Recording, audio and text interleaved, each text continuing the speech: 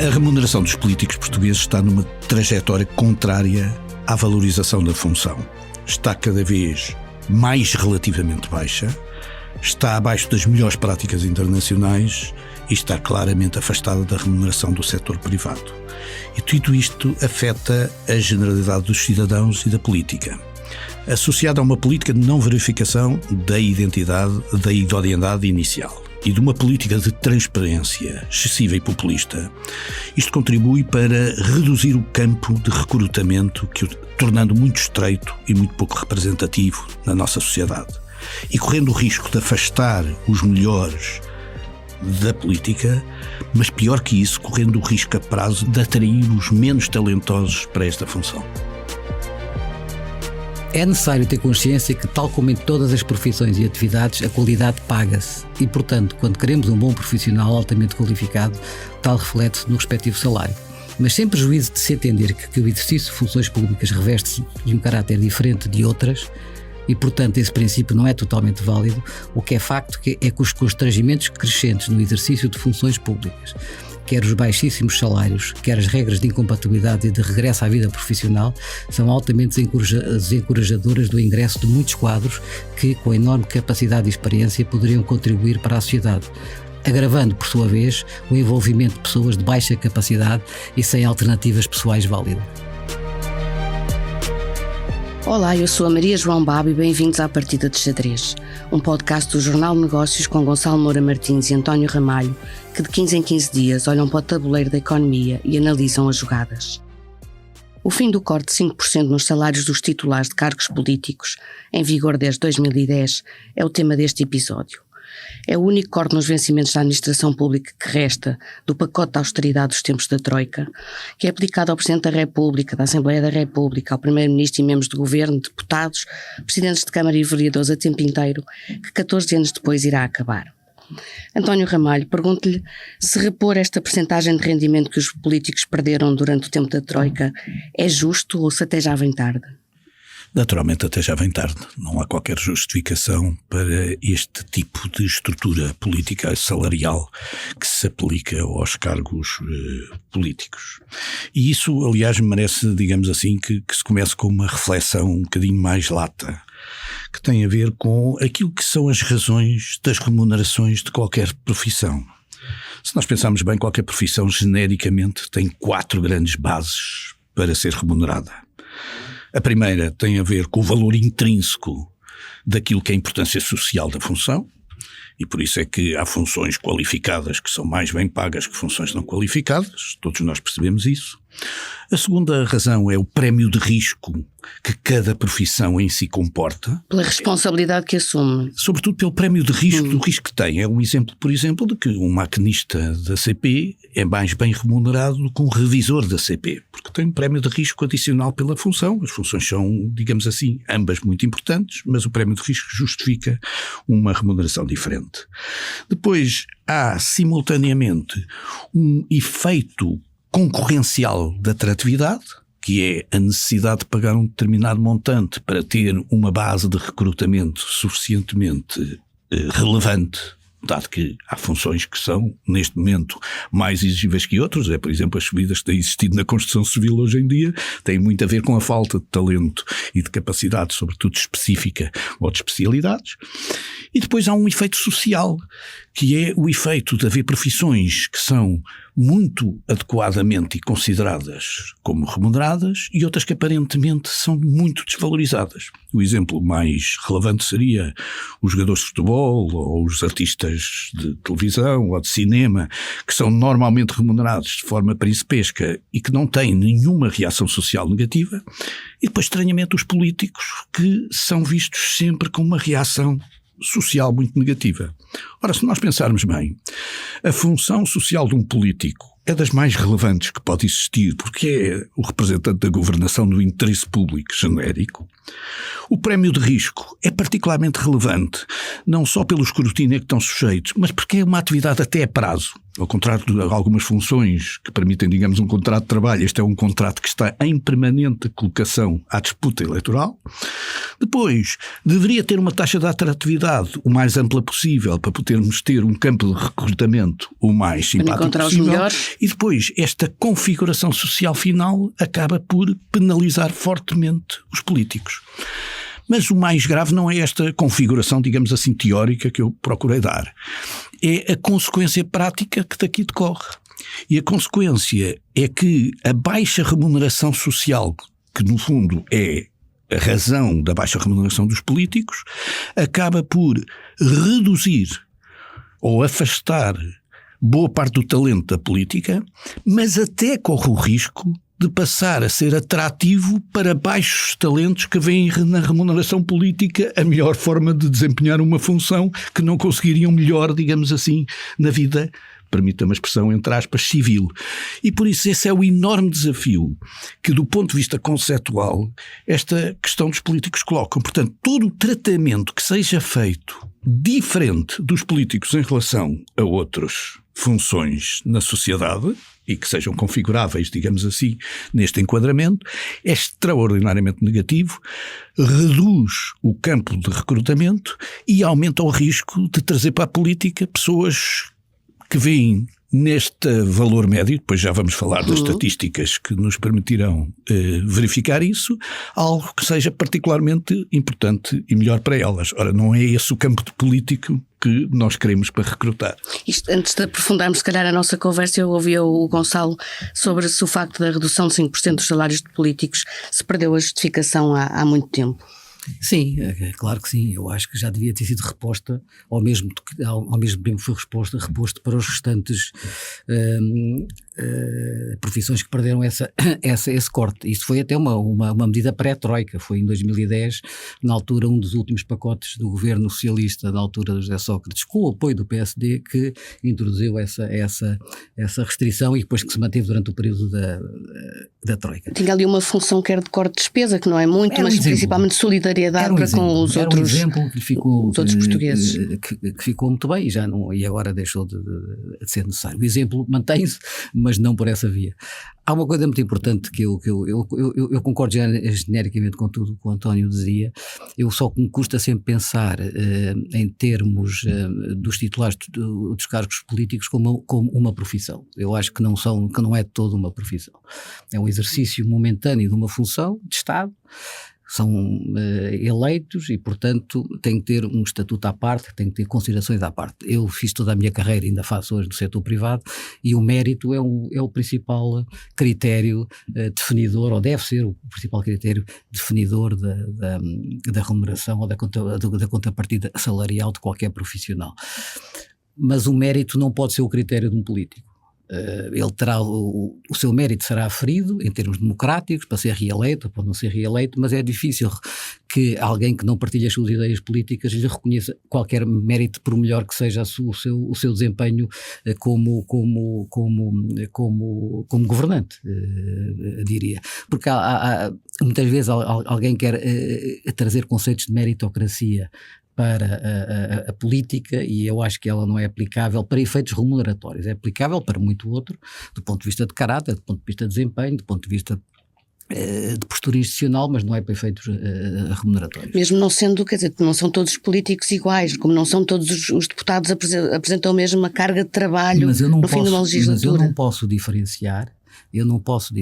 Para cargos que são eleitos, eu não posso diferenciar o deputado que trabalha muito e o deputado que trabalha pouco. Ou seja, eu tenho que lhe pagar exatamente o mesmo e quem os elege é que tem que fazer esse critério e esse escrutínio no final.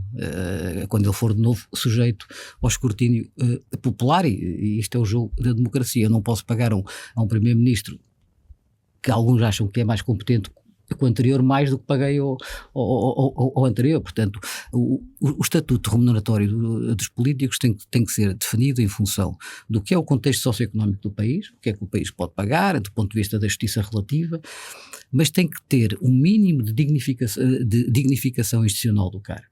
E tem que ser o mínimo necessário para garantir a independência e a exclusividade desse titular do cargo político. E este sistema que existe de percentagem, em função de uma percentagem do salário do Presidente da República? Não, mas esse é um critério que pode ser válido, ou seja, eu não sei se a diferença entre um Primeiro-Ministro e um Presidente da República é de 75% de um para o outro, quer dizer, não sei se essa relatividade, eu não sei e se um deputado é 50% do Presidente da República, e se o Ministro é 65%, e se o Secretário de Estado é 60%, eu não sei se a relatividade está correta. O princípio parece-me bem, porque no fundo o que ele está a obedecer é a hierarquia das funções de Estado, e portanto nesse princípio, onde essa lógica faz sentido. O que é difícil de entender é depois o exercício de um conjunto de funções, algumas delas não eleitas, do Estado, em que hoje já ganham mais que o próprio Presidente da República. Portanto, quer dizer, há aqui uma perversão do princípio que não se percebe muito bem. Mas dito isto, eu acho que genericamente os salários dos políticos em Portugal são baixos. É um discurso difícil, é um discurso complicado, é um tema muito delicado, porque é muito dado à demagogia e ao populismo. Não só a própria remuneração é baixa, como o intrincado de incompatibilidades que se obrigam e que se criaram por culpa dos próprios políticos, para eles próprios, para o futuro, para o seu futuro pós-exercício de funções, que é obviamente temporária, como deve ser em democracia, faz com que nós estejamos claramente a afastar os melhores da política, e estamos a fazer uma coisa que o António referiu, que é certíssima e muito assertiva, que é, estamos não só a afastar os melhores, mas a convidar os piores, porque é a maneira deles ganharem na política o que nunca ganhariam, enfim, no exercício de outra vida qualquer que eles gostassem de ter. E António Ramalho, concorda que os políticos portugueses ganham mal?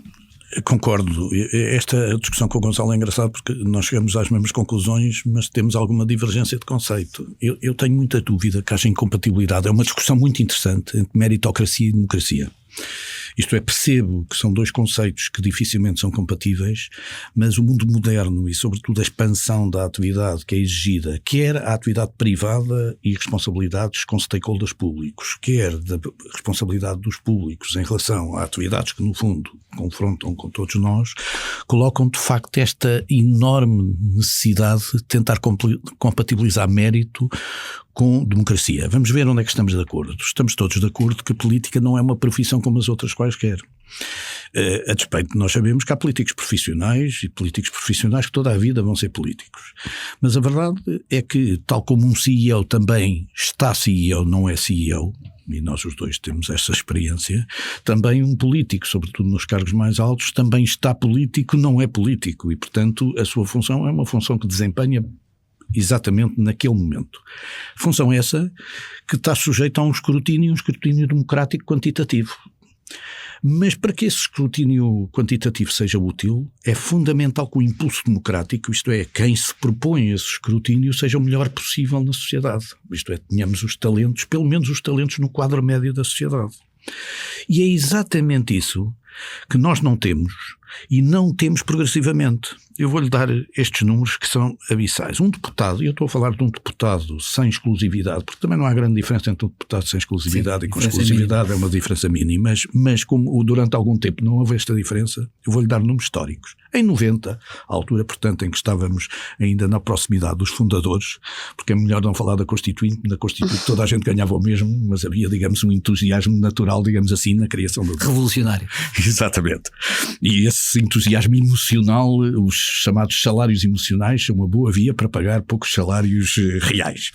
Mas em 90, o salário de um deputado era 11,48 vezes o salário mínimo nacional. Em 2000 já era 10,17. Em 2010 era 6,93. Em 2020 era 6 vezes 0,3. E neste momento é 4,75.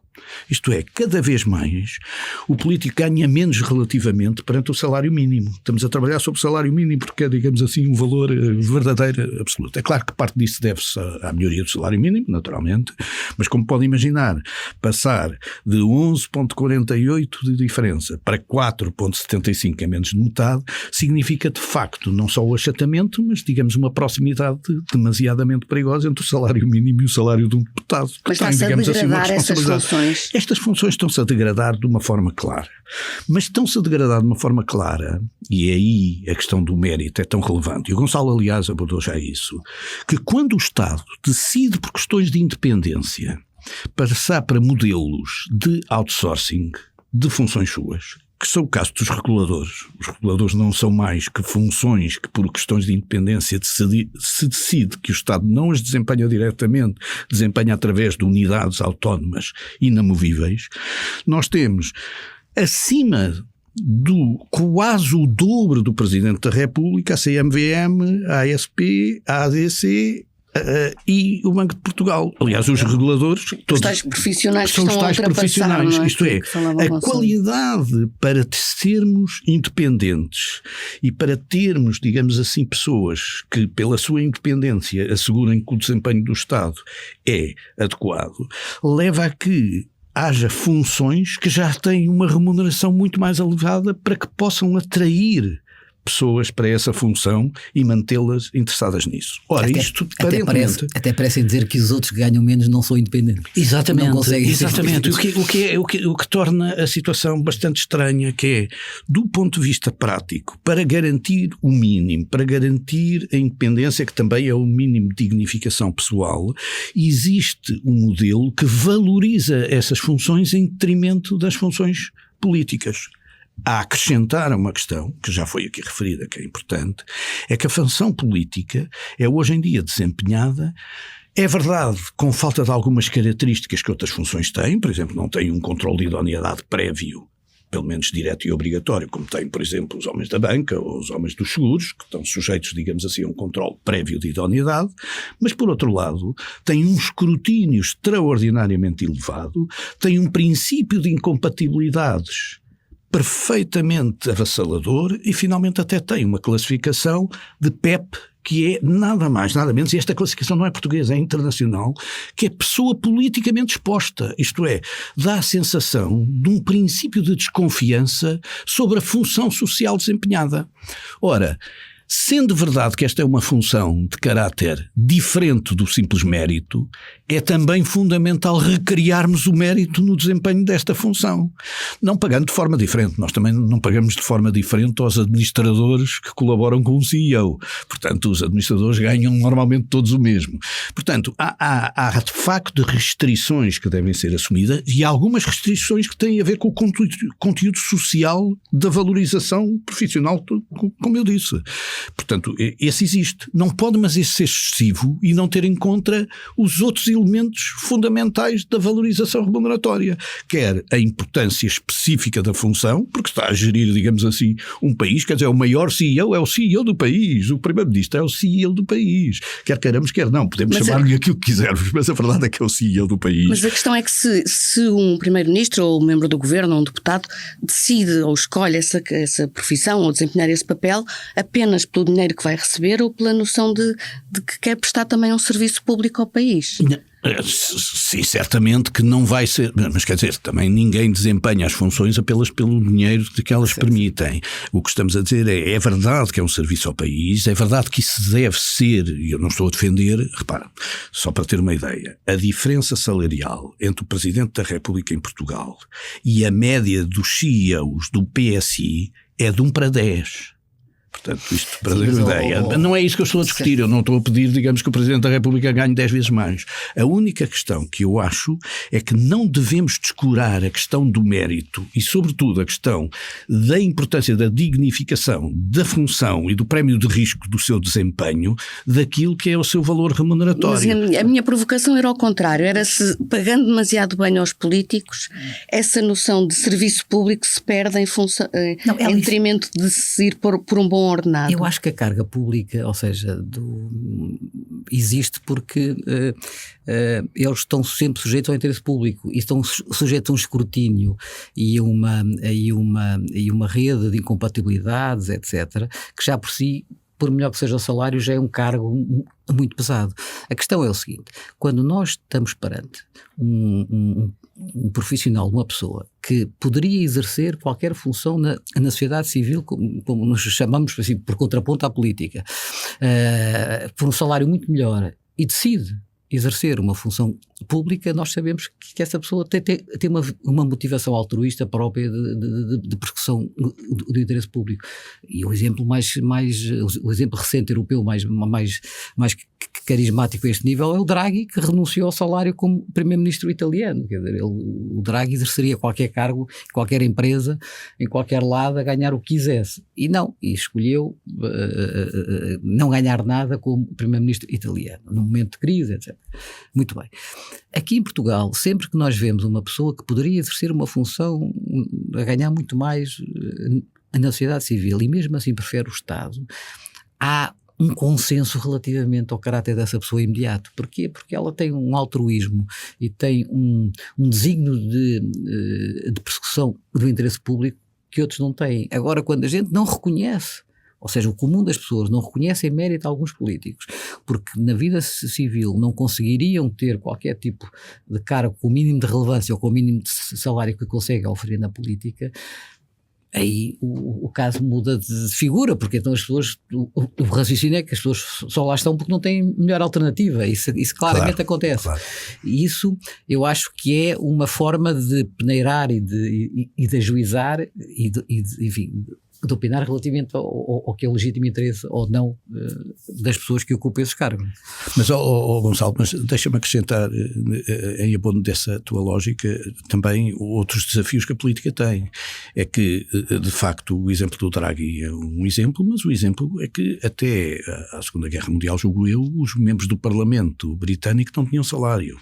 Ora, isso trazia um problema, é que só podia aceder a essa função, não a questão do mérito, mas sim a questão da riqueza financeira. E, portanto, é isso que se quer evitar. E, portanto, de alguma maneira, o ponto-chave é o equilíbrio entre a capacidade de atração para a política de talentos, eu diria, não tem que ser os melhores talentos do mundo, mas talentos que a cada momento queiram servir o interesse público, sem que isso seja demasiado penalizante, para só permitir aqueles que tenham uma margem suficientemente ampla do ponto de vista financeiro para poderem desempenhar essas funções, porque nós queremos que a generalidade das pessoas possam aceder. Isso também faz parte, digamos assim, do acesso livre que a democracia traz. E esse equilíbrio é que é fundamental. E do elevador social, claro que sim. Mas em sua opinião, isto é, além do fim do corte dos 5%, devia haver lugar a um aumento salarial dos políticos? De que forma? Eu já lhe dei a nota de que os políticos ganham cada vez menos relativamente, e já lhe dei a nota que não há qualquer semelhança entre aquilo que é o ganho de um político e aquilo que é um ganho em funções, eu não vou dizer semelhantes, mas funções, digamos assim, de topo, na liderança de topo, na iniciativa privada. Mas também lhe posso dar os exemplos, digamos assim, do ponto de vista internacional. O que, aliás, digamos assim, não seria ou não impediria que houvesse, digamos assim, alguma variabilidade nestas remunerações. Se nós formos ver o salário do nosso primeiro-ministro em Portugal, o nosso primeiro-ministro ganha 151% do GDP per capita daquilo que é, digamos assim, o valor português.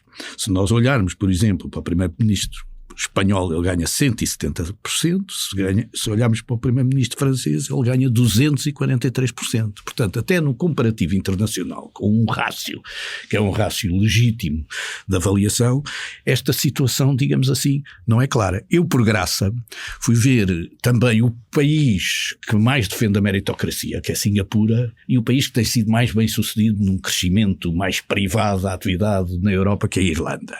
O primeiro-ministro da Irlanda ganha 200% do PIB per capita, portanto está em linha um bocadinho entre o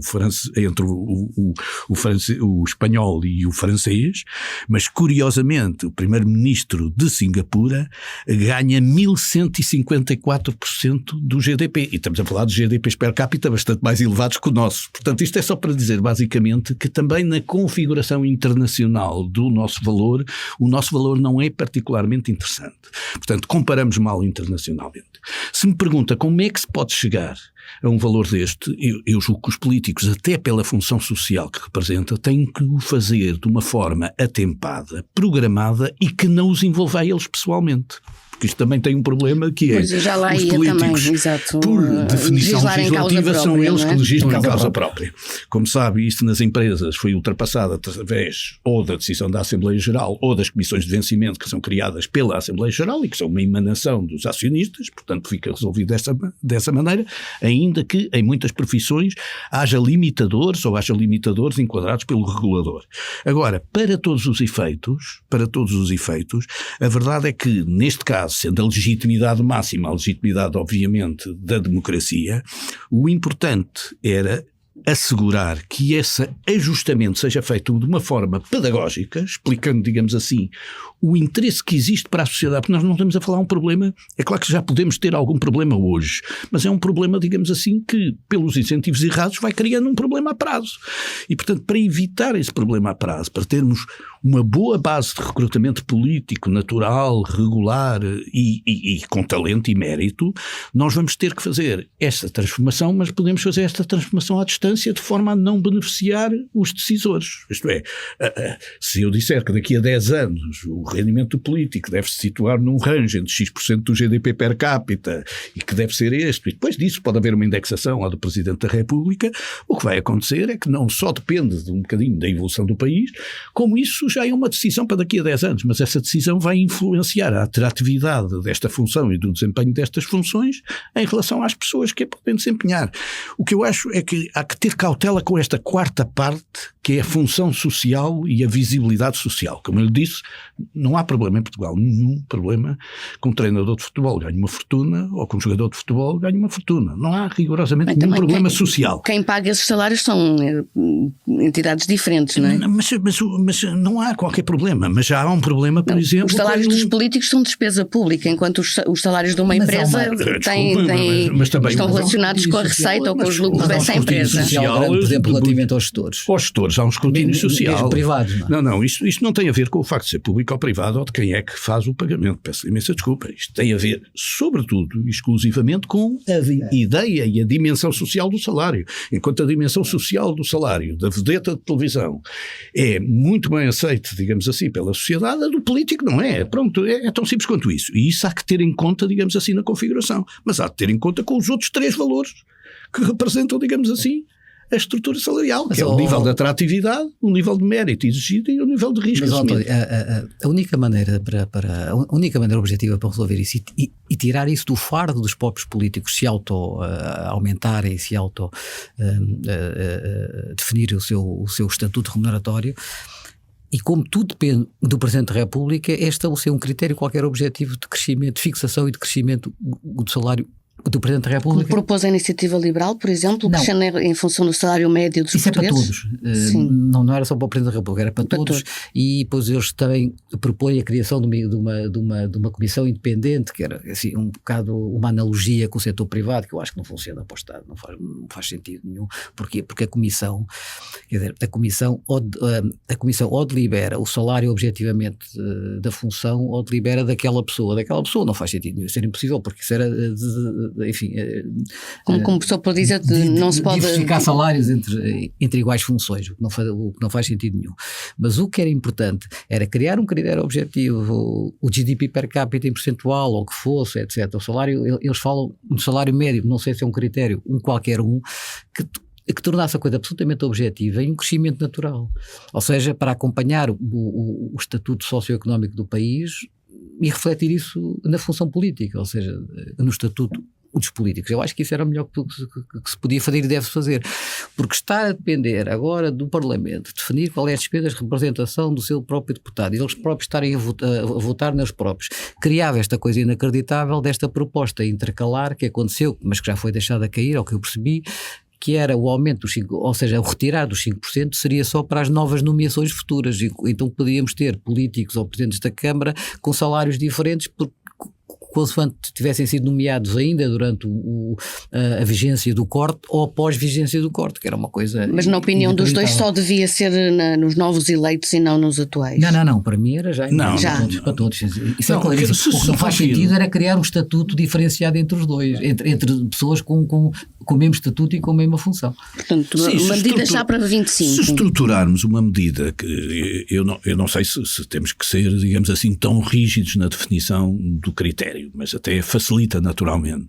Mas se formos, digamos assim, suficientemente indicadores daquilo que justifica, digamos assim, o enquadramento do salário do político, que pode ser a definição do GDP per capita ou outros dados quaisquer que sejam definidos como suficientemente sustentados, eles permitirão, digamos assim, essa decisão. A minha opinião é que essa decisão, de todas as maneiras, deveria ser para uma data futura. Isto é, para retirar o ónus, digamos assim, da presença, da decisão inicial. Não é o corte. O corte é evidente, não é? Mas, portanto, o que estamos a falar aqui é uma decisão deste tipo, seria, digamos assim, benéfica para a função social, dizer é a partir daqui a 2 anos ou daqui a 3 anos que vamos funcionar dentro deste padrão. Isso seria muito útil. Mas o que eu não percebo, e tu já referiste isso, o que eu não percebo é como é que o Estado, por exemplo, refere ou estipula que um regulador, seja ele de que setor, tenha que ganhar o dobro do Presidente da República para ser independente, para ter as qualificações técnicas necessárias, etc. E não acham o mesmo para o próprio Presidente da República ou para o próximo... E outras funções, não é? O próprio Presidente da República já deu o exemplo dos magistrados no fim da carreira que estão... Sim. É que não faz sentido, quer dizer, que haja esta disparidade que o próprio Estado cria. É uma coisa muito curiosa. Gonçalo, mas eu acho que isso tem a ver com esta falta de reflexão sobre as motivações, digamos assim, dos salários do próprio Estado. O exemplo disso é que quando chegamos mesmo às entidades reguladoras, nós temos 2 entidades reguladoras que estão na casa dos 5.000, 3 entidades reguladoras que estão na casa dos 12 a 13 mil euros e acima dos 16.000 temos 4 entidades reguladoras. Portanto, mesmo entre as entidades reguladoras, aparentemente têm funções distintas ou independências. Também mudou a lei das entidades reguladoras em que alterou. Não, também há a autoridade da concorrência, que ultimamente também é quase do setor financeiro. A questão é que diz que falta reflexão. Eu pergunto-lhe se não falta coragem, porque desde 2019 que o António Costa... Falta coragem e há um complexo. E há um complexo claramente da classe política. Porque...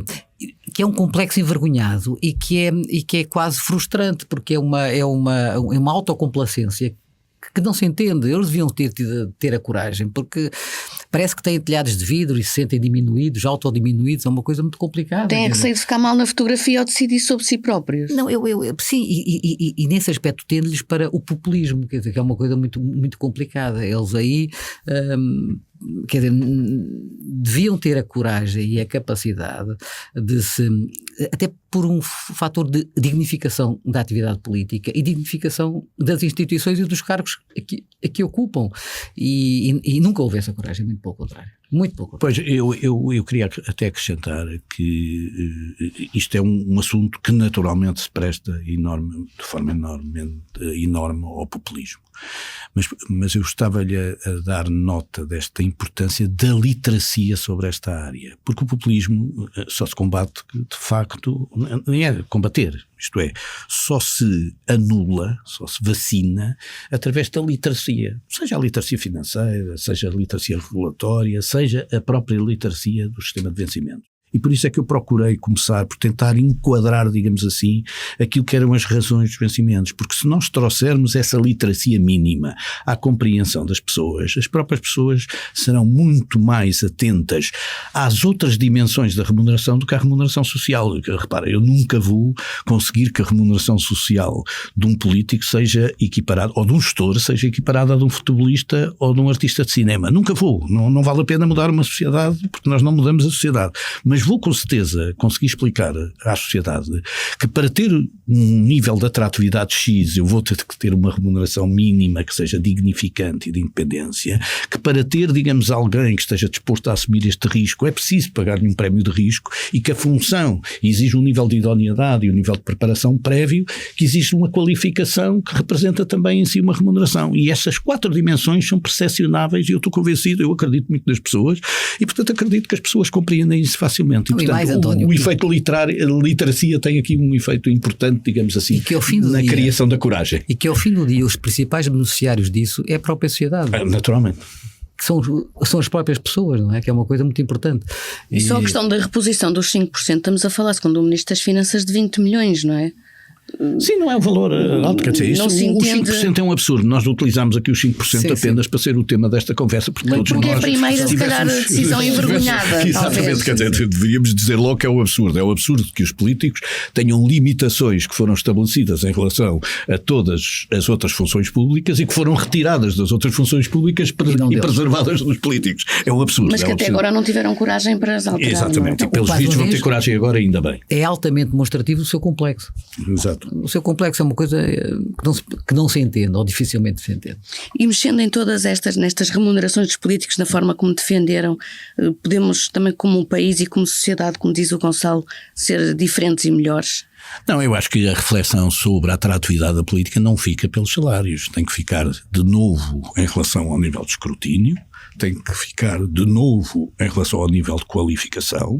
Já houve alterações no regime de PEPs no sentido de diminuir o tipo de exigências absurdas que eram realizadas, mas convém, digamos assim, que isso seja discutido a nível internacional e a nível, digamos assim, bancário, no sentido da redução das exigências diferenciadas, que são verdadeiramente absurdas. E que se estende a toda a família. Estende a toda a família. O problema dos não é só dos próprios, é toda a família. E simultaneamente o regime de incompatibilidades, que aliás, deixa-me dizer que até me custa, porque o regime de incompatibilidades demonstra uma total hipocrisia da sociedade, porque na prática diminui extraordinariamente as funções de transferência dos privados para o público e do público para o privado, numa tentativa, digamos assim, de diminuir as famosas portas giratórias, mas depois quando nós comparamos rigorosamente as funções que são desempenhadas por mérito, vimos exatamente o contrário. Dou-lhe um exemplo. Para ser governador do Banco de Portugal, pode ser ministro das Finanças na véspera, mas para ser governador do Banco de Portugal tem que se deixar de ser membro de um órgão social de qualquer banco 3 anos antes.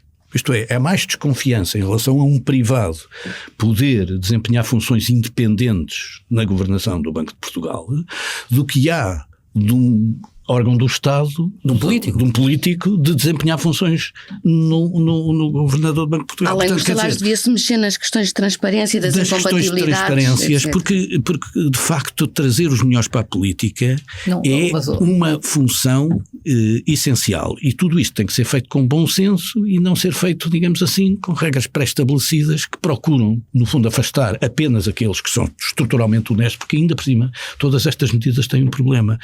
É que não são desenhadas para desonestos, porque obviamente os desonestos contornam todas estas medidas, portanto são medidas, digamos assim, que apenas procuram e têm como efeito dar uma imagem, permitam uma expressão um bocadinho excessiva, de hipocrisia social, no sentido de evitar situações que deviam ser, digamos assim, no concreto avaliadas, porque no concreto é que é fundamental avaliar se há ou não partes relacionadas, se há ou não incompatibilidades funcionais. Mas nas incompatibilidades o que é mais incrível é que elas são na área de especialidade das pessoas, que é uma coisa inacreditável. Ou seja, eu quero no Ministério da Saúde uma pessoa que saiba de saúde, que venha de onde vier, mas que venha do setor da saúde e que não venha do setor bancário, e aconteceu uma vez com sucesso, mas poderia acontecer de outra maneira, e depois as pessoas ficam limitadas para exercer aquilo que sabem e aquilo que é a sua profissão. Portanto o incentivo é completamente ao contrário. Regressa à sua profissão também. O incentivo é completamente ao contrário, é uma coisa inacreditável nesse aspecto, não faz sentido nenhum. E esta partida de xadrez acaba como sempre empatada e vamos às sugestões. António Ramalho quer sugerir uma coleção de livros. É verdade, enfim, dado que o tema era político, resolvi sugerir aqui a coleção do Parlamento, de séries parlamentares, que é uma série de 11 biografias políticas que representa uma análise histórica de deputados que já desapareceram na nossa sociedade, mas tiveram uma importância particularmente interessante. Todas as biografias são extraordinariamente neutrais e extraordinariamente bem feitas. São 3 deputados PS, 3 deputados PSD, 3 deputados do PCP e 2 do CDS, portanto tem no fundo toda esta linha, e tem deputados que até tiveram experiência pré-Assembleia da República na Assembleia Nacional, que é o caso de Sá Carneiro do PSD e Miller Guerra do PS, e tem desde os mais velhos, o Emílio Guerreiro e o Henrique de Barros, aos mais novos, como seja o Lucas Pires, ou na altura de Lina Mara da Costa, muito jovem quando estava, e é muito interessante verificar isso. E aproveito exatamente isso para também dar nota de todas as coleções e toda a publicação e a parte editorial da Assembleia da República, que faz um enorme esforço no sentido de se tornar mais visível perante as pessoas, perante os jovens, e agora quando estamos, aliás, num período em que estamos, enfim, a renovar os votos dos 50 anos do 25 de Abril, da importância do 25 de Novembro, até é particularmente importante porque eu ouço muitas pessoas a conversar sobre estes assuntos que já não nasceram neste período e, portanto, já não os puderam viver como eu pude, e, portanto, que é muito interessante toda esta parte histórica recente e contemporânea, e a forma como a Assembleia da República trata é extraordinariamente interessante, extraordinariamente fácil, extraordinariamente útil. E, portanto, eu acho que esta coleção é só uma coleção, ainda por cima é uma coleção especial, porque vai ter Mário Soares, digamos assim, agora como 12º livro, e, portanto, será sempre interessante, exatamente, para conhecer um bocadinho o papel que estes antigos deputados tiveram. E Gonçalo Moura Martins quer recomendar uma exposição de arte. Eu fugi da política. Literalmente. A Underdogs é uma das mais ativas e dinâmicas galerias do panorama nacional de arte moderna e contemporânea, e tem uma exposição de um suíço de 48 anos, um Simon Berger, um tipo muito interessante, que trabalha vários materiais. Ele tem um desejo íntimo de ser arquiteto que não é, e portanto esta exposição é dedicada especificamente aos grandes arquitetos e como é que ele fez e que material ele trabalhou. Ele pegou nos chamados safety glass, que são aqueles vidros que se quebram controladamente dos carros, dos automóveis, e trabalha-os com o martelo de maneira a desenhar rostos de pessoas que ficam inacreditavelmente expressivos, de várias dimensões. E então faz uma coleção muito interessante, onde aparece o Jean Nouvel, a Zara Eid, o Mies van der Rohe, então os grandes arquitetos a que ele presta homenagem. E retrata dessa forma. Que é interessantíssimo. Aliás, a exposição abriu com ele a fazer uma live demonstration onde fez um quadro específico à frente das pessoas. É muito interessante a exposição. Ele é um tipo notável, com alguma já cotação internacional, e portanto é a minha recomendação para esta semana. A exposição acaba no final de dezembro. E esta foi a Partida de Xadrez, um podcast que pode ser ouvido no site do Negócios e nas principais plataformas. António Ramalho e Gonçalo Moura Martins voltam daqui a 2 semanas a colocar as peças em cima do tabuleiro.